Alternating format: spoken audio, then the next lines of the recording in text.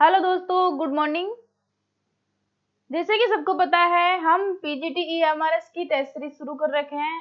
कल एक question, last वाला क्वेश्चन में टेक्निकल इश्यू के कारण वो पूरा कंप्लीट नहीं हो पाया था। आंसर तो बता दिया गया था, पर उसके एक्सप्लेनेशन में थोड़ा सा रह गया था रिवाइजिंग।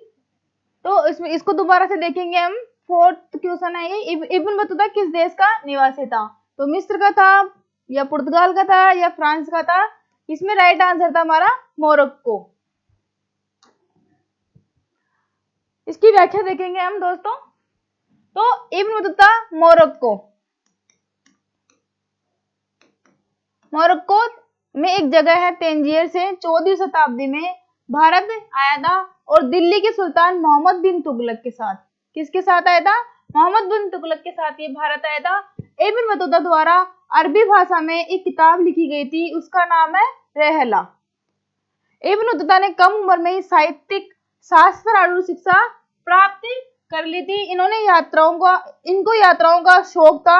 उसने नए नए देशों, लोगों को जानने के लिए दूर दूर की यात्राएं की। भारत आने से पूर्व वह मक्का की तीर्थ यात्रा, सीरिया और इराक, फारस, यमन, ओमान तथा अफ्रीका के कई देशों में यात्राएं कर चुका था। तो हम इब्न बतूता के बारे में पढ़ रहे हैं। वो कब आया था? 14वीं शताब्दी में आया था। और कहाँ से आए थे? मोरक्को से। वहां पे एक जगह है, वहां से ये आए थे। किसके काल में आए थे? मोहम्मद बिन तुगलक के काल में आए थे। और इब्न बतूता ने एक किताब लिखी, रहला, और वो कौन सी भाषा में लिखी गई थी? अरबी भाषा में लिखी गई थी। इब्न बतूता ने कम उम्र में ही साहित्यिक और शास्त्र आरूढ़ शिक्षा प्राप्त कर ली थी। और इनको यात्राओं का बड़ा शौक था, और दूर दूर जाने की, दूर दूर की यात्राएं की इन्होंने। भारत आने से पूर्व वह मक्का की तीर्थ यात्रा कर चुके थे। सीरिया है, इराक है, फारस है, यमन है, ओमान है और अफ्रीका के कई देशों की यात्राएं कर चुके थे। स्क्रीनशॉट ले सकते हो आप इसका।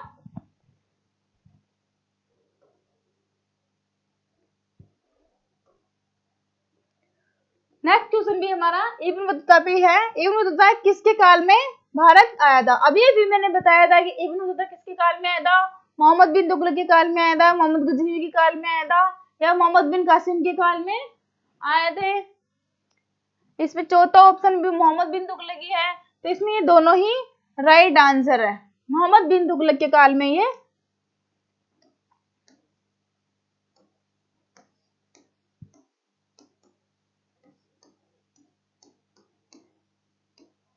तुगलक के काल में आए थे।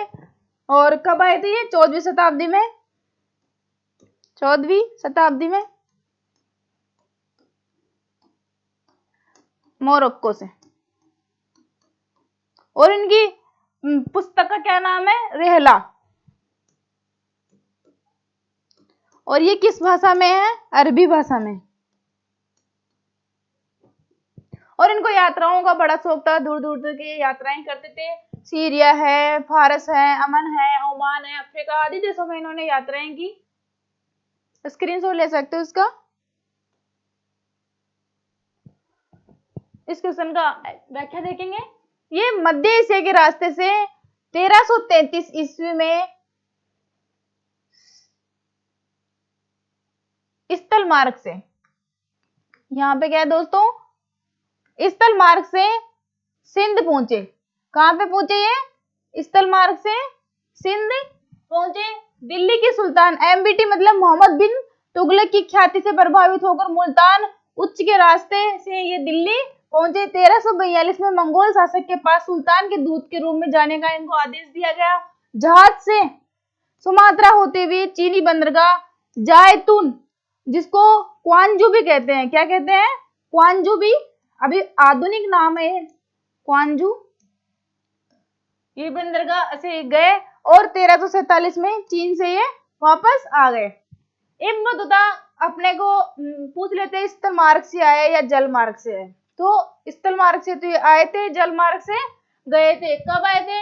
ये मध्य एशिया के रास्ते होते हुए 1333 में स्थल मार्ग से सिंध पहुंचे सबसे पहले। तो फिर इन्होंने वहां पे दिल्ली के सुल्तान कौन थे उस टाइम पे? मोहम्मद बिन तुगलक। तो उनकी ख्याति से काफी प्रभावित हुए। तो मुल्तान और उच्च के रास्ते से ये कहाँ पहुंचे, दिल्ली पहुंचे। फिर इनके मतलब पहले तो इनको मतलब वहां पे राजदूत के रूप में नियुक्त किया। 1342 में मंगोल शासक के पास सुल्तान के दूत के रूप में इनको आदेश दिया, वहां पे भी गए। फिर जहाज से सुमात्रा होते हुए चीनी बंदरगाह जैतून, क्या ये एक बंदरगाह का नाम है, जैतून, और ये आधुनिक नाम है इसका क्वांजू। इस बंदरगाह से ये चीन गए और फिर 1347 में वापस चीन से ये वापस आए। स्क्रीनशॉट लीजिए इसका। नेक्स्ट क्वेश्चन भी हमारा इब्न बतूता पे है कि चीन के विषय में, इनको राजदूत के रूप में चीन भेजा गया था, सबको पता है। चीन के विषय में इब्न बतूता के वृत्तांत की तुलना किस यात्री के वृत्तांत से की जाती है? तो पहला है इसमें हैंसवांग, दूसरा इसमें अल्बरूनी, तीसरा इसमें मार्को पोलो, चौथा इसमें बर्नियर। तो राइट आंसर बताइए दोस्तों कमेंट करके, सही आंसर कौन सा है इसमें? इब्न बतूता के बारे में सबको पता है, 14वीं शताब्दी में आए थे, मोरक्को से आए थे, मोहम्मद बिन तुगलक के काल में आए थे। इनकी किताब है यात्रा वृत्तांत, इनका रहला, वो अरबी भाषा में लिखी गई थी। और ये क्वेश्चन है चीन के विषय में कि चीन के विषय में इब्न बतूता के वृत्तांत की तुलना किस यात्री से की जाती है? तो हैंगसॉन्ग भी नहीं है, अल्बरूनी भी नहीं है, बर्नियर भी नहीं है। इसमें राइट आंसर है मार्को पोलो। मार्को पोलो से इनके यात्रा वृत्तांत की तुलना की जाती है। चीन के विषय में इब्न बतूता के वृत्तांत की तुलना मार्को पोलो के वृत्तांत की तुलना दो बार लिख दिया गया है इसमें, मार्को पोलो के वृत्तांत से की जाती है, जिससे 13वीं शताब्दी में वेनिस से चलकर चीन और भारत की यात्रा की थी। मार्को पोलो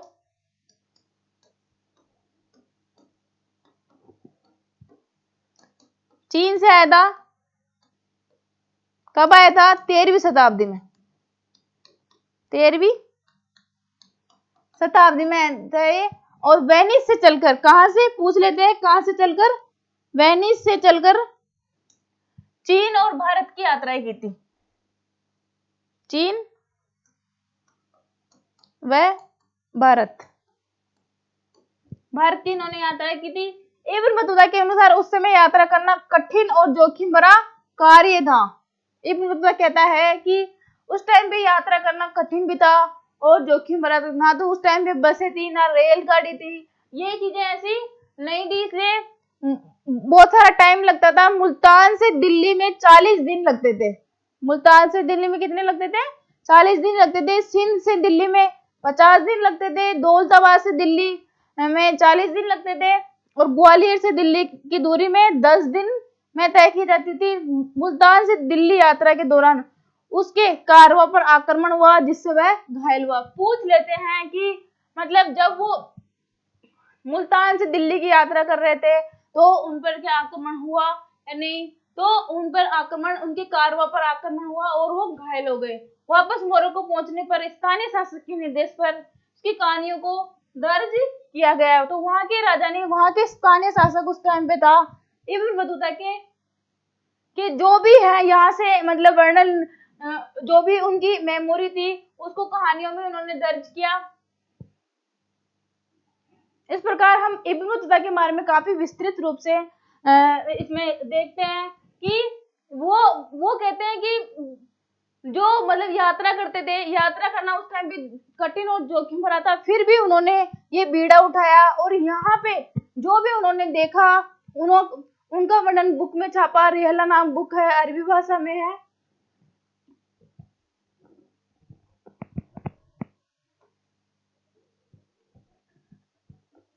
नेक्स्ट क्वेश्चन है 7, असत्य कथन बताना है इसमें कि असत्य कथन कौन सा है।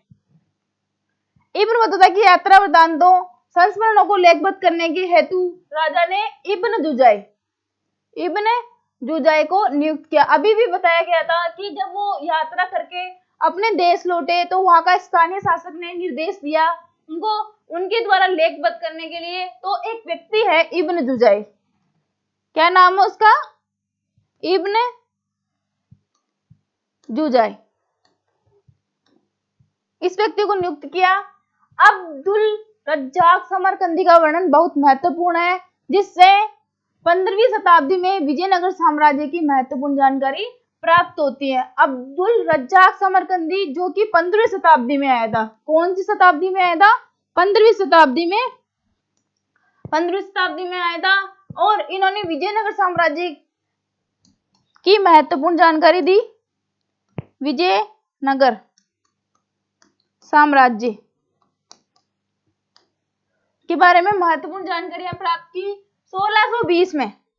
कब? 1620 में महमूद वली बल्खी। कौन है? महमूद वली बल्खी ने भारत से सम्मोहित होकर कुछ समय सन्यासी भी बन गए थे। यहाँ से सम्मोहित होकर महमूद वली बल्खी कुछ समय के लिए सन्यासी भी बन गए यहाँ पे। और फिर है चौथा ऑप्शन है 1740 में शेख अली हाजी ने दक्षिण भारत की यात्रा की। तो राइट आंसर बताइए दोस्तों, इसमें असत्य कथन बताना है हमें।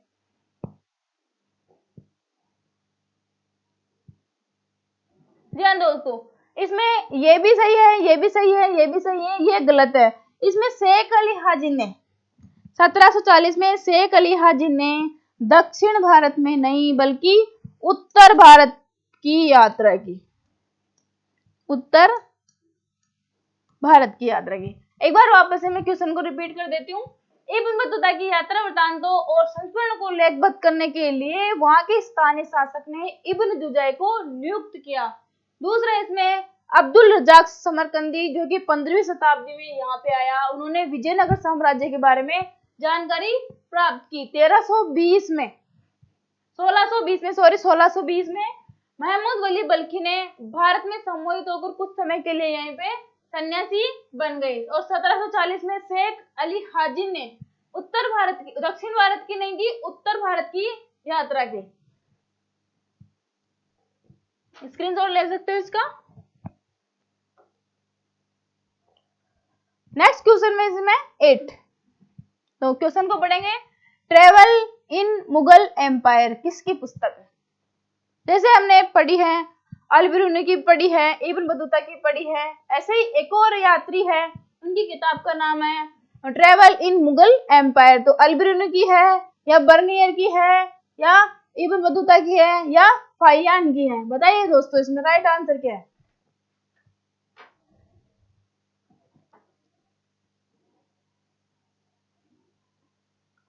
या दोस्तों, इसमें दो तो मैं पहले ही बता चुकी।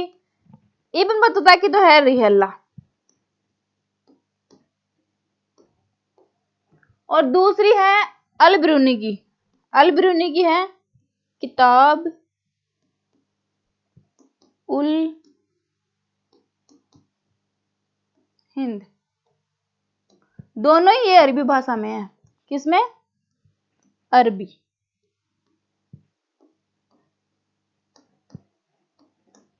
तो बच गए हमारे दो। तो बताइए दोस्तों, ट्रेवल इन मुगल एम्पायर ये बर्नियर की बुक है। किसकी है? Travel in Mughal empire, Bernier की।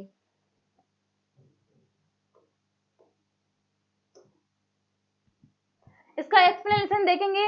अब हमारे तीसरे यात्री, इंपोर्टेंट यात्री है बर्नियर। अल बिरूनी के बारे में हमने अच्छे से पढ़ा है, और इब्न बतूता के बारे में भी पढ़ लिया है। अब हमारे बीच में बर्नियर। बर्नियर कहाँ का निवासी था? फ्रांस का। पहले तो यही पूछ लेते हैं कि बर्नियर कहाँ का निवासी था? फ्रांस का, इसलिए फ्रांसवा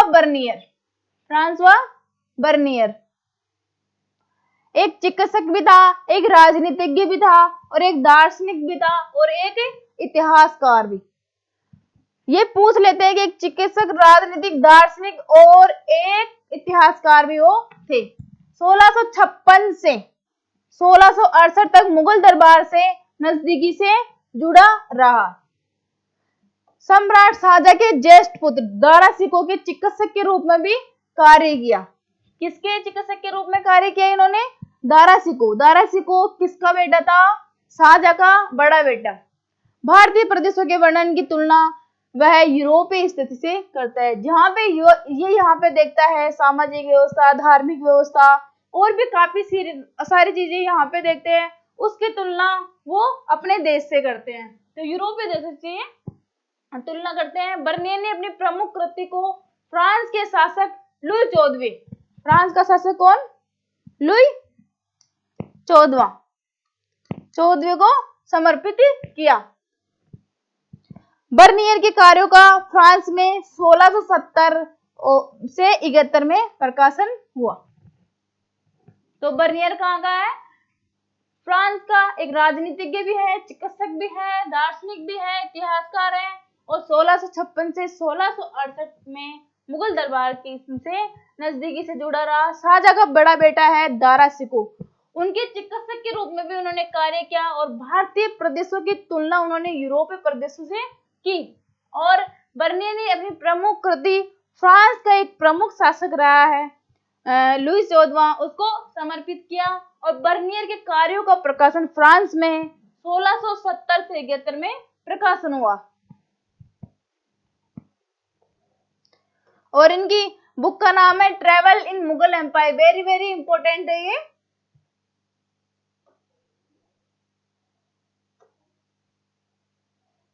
नेक्स्ट क्वेश्चन हमारा इसमें 9, यूरोपीय यात्री के बारे में सत्य कथन बताइए। यूरोपीय यात्री के बारे में सत्य कथन है, जैसे 3 यात्रियों के बारे में तो हमने पढ़ लिया, अल्बेरोनी के बारे में पढ़ लिया, इब्न बतूता के बारे में पढ़ लिया और बर्नियर के बारे में हमने काफी पढ़ लिया। पहला ऑप्शन है दोस्तों इसमें, लगभग 1500 ईस्वी में पुर्तगालियों का भारत में आगमन हुआ। 1498 में वास्को डी गामा, क्या नाम है ये? वास्को डी गामा कालीकट पहुंचा। कहां पहुंचा? कालीकट। 1500 के आसपास पुर्तगालियों का भारत में आगमन शुरू हो गया, जिसमें से 1498 में वास्को डी गामा यहाँ कालीकट पहुंचा। जेसुइट रॉबर्टो नोविली ने तो भारतीय ग्रंथों का यूरोपीय भाषाओं में अनुवाद भी किया। वह तीसरा इसमें फ्रांसीसी जोरी जो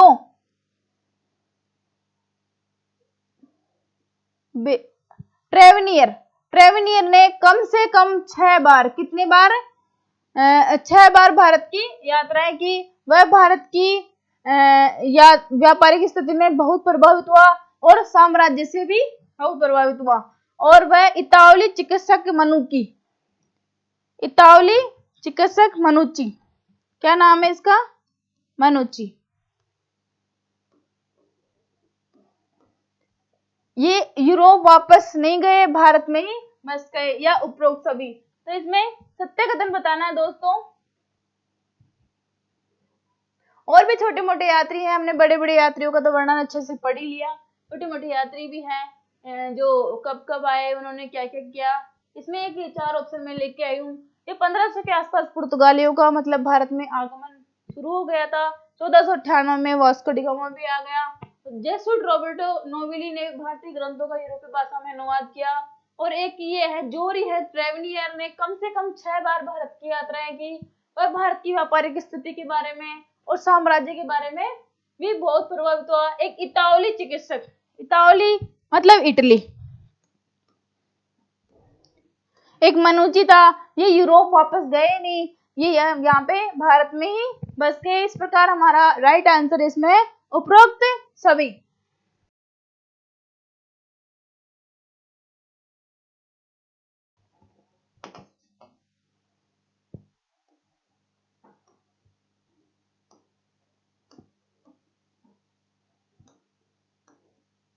मनुची।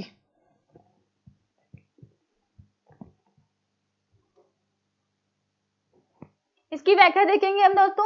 इन यात्रियों में से कई लोगों ने इन यात्रियों में से कई लोगों ने भारतीय रीति रिवाजों, धार्मिक प्रथाओं के विषय में विस्तृत वृत्तांत लिखे। सबसे प्रसिद्ध यूरोपीय लेखों में दुआर्ते बारबोसा का नाम भी आता है। 1600 ईस्वी के बाद बड़ी संख्या में डच, अंग्रेज और फ्रांसीसी यात्री भी भारत में आने लग गए। स्क्रीनशॉट ले सकते हो इसका। नेक्स्ट क्वेश्चन हमारा 10, अल्बेरोनी किन बाधक तत्वों का सामना करना पड़ा?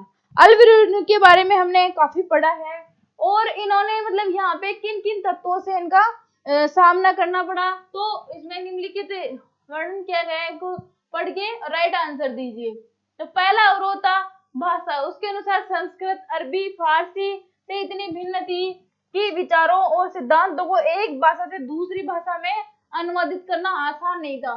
दूसरा अवरोध था धार्मिक अवस्था और प्रथा। यहाँ की धार्मिक अवस्थाएं और अपने देश की धार्मिक अवस्था में इतनी भिन्नता थी, तो इनको मतलब ये भी एक बाधक तत्व था। तीसरा अवरोध है अभिमान। ये कहते हैं अल्बिरूनी की यहाँ पे भारतीय देश अभिमानी है, घमंडी प्रवृत्ति का इनको बताते हैं, और कुछ पूछने पर ये सही से जवाब नहीं देते, तो इनकी आलोचना ही करते हैं ये।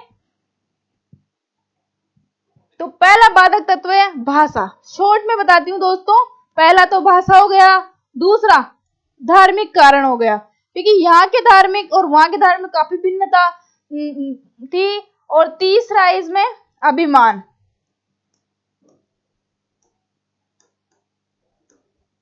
और सबको पता ही है ये 11वीं शताब्दी में आए थे, उज्बेकिस्तान से आए थे,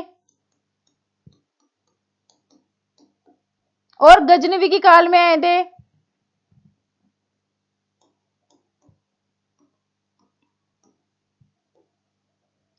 और इनकी किताब नाम है किताब उल हिंद, अरबी भाषा में लिखी गई थी, और इनको काफी भाषाओं का मतलब ज्ञान था। फारसी, हिब्रू, संस्कृत,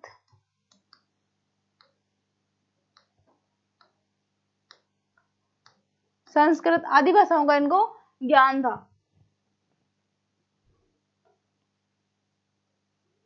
व्याख्या देखेंगे। विदेशी यात्रियों ने उपमहाद्वीप में जो भी देखा, सामान्यतः उसकी तुलना उन्होंने उन प्रथाओं से की जिनसे वे परिचित थे। अपने देश की प्रथाओं से तो वो परिचित थे ही, तो उनसे वो यहाँ पे तुलना करते थे। अल्बिरूनी ने भारतीय समाज को समझने के लिए अक्सर उन्होंने वेदों, पुराणों, भगवत गीता और पतंजलि की कृतियों तथा मनुस्मृति से अंश उद्धृत करके इन्होंने अपने भारतीय समाज को समझने की पूरी कोशिश की, इनके बीच में तुलना की, और तब जाके इन्होंने किताब उल हिंद किताब लिखी।